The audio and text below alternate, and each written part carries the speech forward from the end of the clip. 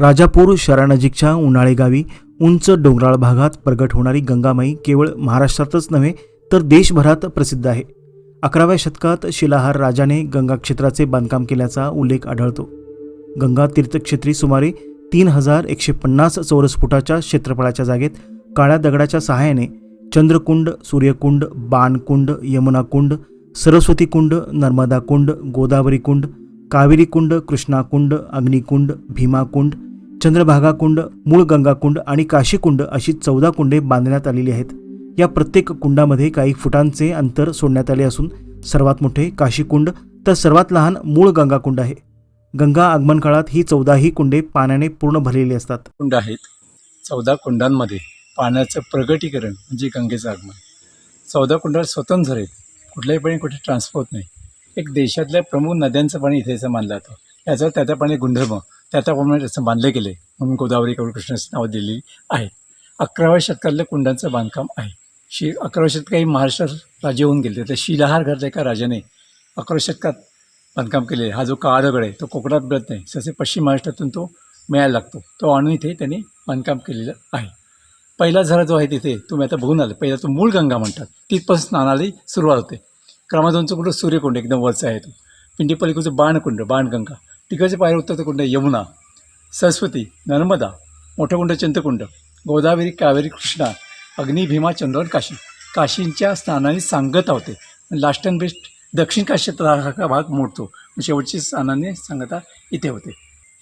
गंगेचे जे आगमन आहे ते अनेक वेळा लोकांना असं वाटतं की पावसाळा होतं की काय. नाही, उन्हाळ्यात जास्त दुष्काळ, उन्हाळ्यात गंगा इथे पावसात कमी आलेली.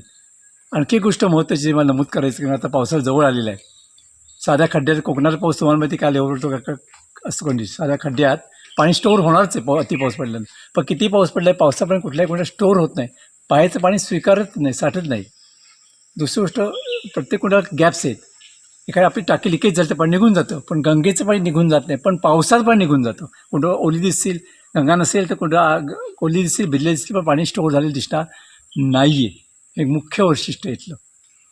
आणि हे पाणी 1000 वर्ष ठेवलेलं नसत नाही, कुठला जीवजंतू व्यक्त होत नाही. कारण हलकं आहे आणि क्षार विरहित पाणी, क्षारच नाही पाण्यात, मग कधीही खराब होत नाही. हा भाग डोंगर आहे. 1661ला गायमुखाली शिवाजी महाराजांनी अंगुकाची स्पष्ट लेखी नोंद आहे. जेव्हा इंग्रज लोटा आले तर गंगा आलेली होती. महाराज स्नान करून गेलेले आहेत. गंगामाईच्या वास्तव्याच्या काळात देशभरातून लाखोंच्या संख्येने भाविक गंगाक्षेत्री स्नानाकरिता येतात. डोंगर माथ्यावर अवतीर्ण होणाऱ्या गंगाक्षेत्री आल्यावर जणू काशी तीर्थक्षेत्री जाऊन आल्याचा आनंद मिळत असल्याची भावना भाविक व्यक्त करतात. तसेच गंगाक्षेत्रीविषयी स्थानिक गंगापुत्राकडून अतिशय चांगल्या पद्धतीने माहिती दिली जात असल्याबद्दल समाधान व्यक्त करतात. तर आम्हाला असं समजलं होतं की गंगा आली आहे म्हणून. तर आता आम्ही मुंबईला चाललो. तर ऑन द वे असा विचार केला की आम्ही इथे स्टॉप करून जरा गंगेचं आम्ही दर्शन घ्यायचं. आणि मग आम्ही आलो इकडे. तर आता कुंडांमध्ये पाणी आहे सगळ्या, आणि आम्ही दर्शन घेतलं व्यवस्थित. अंगावरती पाणी वगैरे टाकलं, आंघोळ तर केली नाही आहे. ओके, तर आता आम्ही इथून विचार करतो की जे तुमचं दुसरं कुंड आहे त्याचं नाव काय? हां, उन्हाळे. तर तिकडे आम्ही जातो आहे आता, आणि तिकडून मग आम्ही आमचा प्रवास पुढे चालू करू. लहानपणी इथे गंगेचं दर्शन घ्यायला आलेले. मी 5वी 6वीत होती तेव्हा गंगा आली होती ना, तेव्हा पप्पांबरोबर आली होती. तर पुन्हा एकदा मला अनुभव घ्यायचा होता. तर इथे येऊन एकदम चांगलं वाटलं. इथे खूप चांगले वाईब्स आहेत. आणि आम्ही पवित्र पाणी बॉटलमध्ये पण भरलं. आम्ही वॉटरमध्ये पाणी पण भरलं, होली वॉटर. इकडच्या भटजी काकांनी चांगली माहिती दिली. खूप छान माहिती दिली. असं आम्ही तिथवली तांबळवाडी. हां, गाव आमचं तिथवली तांबळवाडी. मुंबईला आम्ही गोरेगावला राहतो. ॲक्च्युली ऐकलेलं की गंगा आली आहे, तर म्हटलं की चला दर्शन घेऊया. आणि खूप बरं वाटतं इथे आलं की असं. मग काशी तीर्थक्षेत्री जाऊन आल्यावरचाच फील येतो ॲक्च्युली. म्हणजे मना कृतकृत्य झालं, तीच भावना निर्माण होते ॲक्च्युली. हां, सिंधुदुर्ग जिल्हा, तालुका वैभववाडी, मुक्काम पोस्ट तिथवली. खारेपाटणपासून 7 किलोमीटरवरती आमचं गाव आहे. मुंबईवरून आलो आम्ही, बदलापूर. आणि मुंबईच्या मित्रांनी जेव्हा डी पी बघितला तेव्हा सांगितले गंगापूरची हे आलेली आहे, तर आपण जाऊन तिथे पण जाऊन या. तर आम्ही त्यासाठी इथे आलो.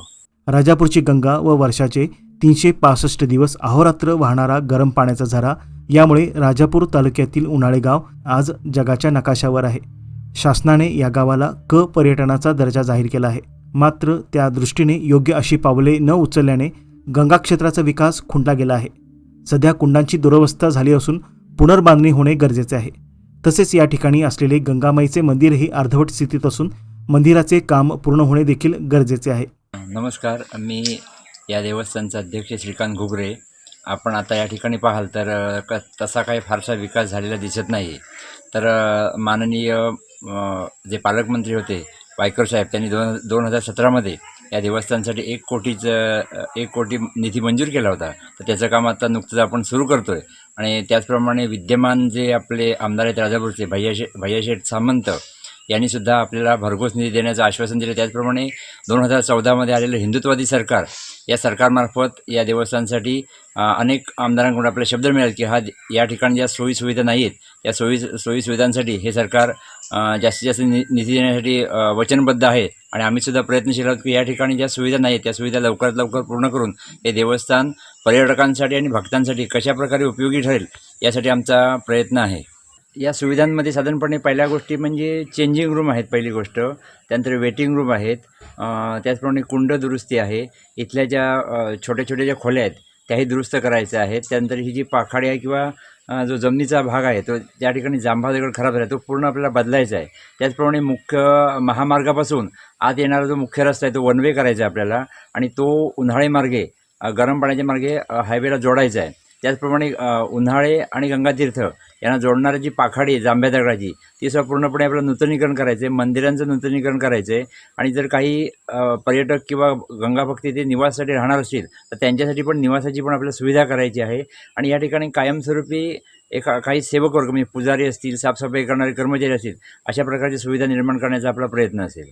हा जो रस्ता आहे तो साधारणपणे हायवेपासून साधारण 2.5 किलोमीटर आहे आणि गंगातीर्थापासून उन्हाळ्यापर्यंत परत एक साधारण 3 किलोमीटर म्हणजे जवळजवळ 5.5 ते 6 किलोमीटरचा रस्ता आहे. आणि तो रुंद करायचा आहे आपल्याला आणि दुतर्फा त्याला स्ट्रीट लाईट्स वगैरे लावून डिवायडर वगैरे लावून अद्ययावत रस्ता करायचा आहे कायमस्वरूपी.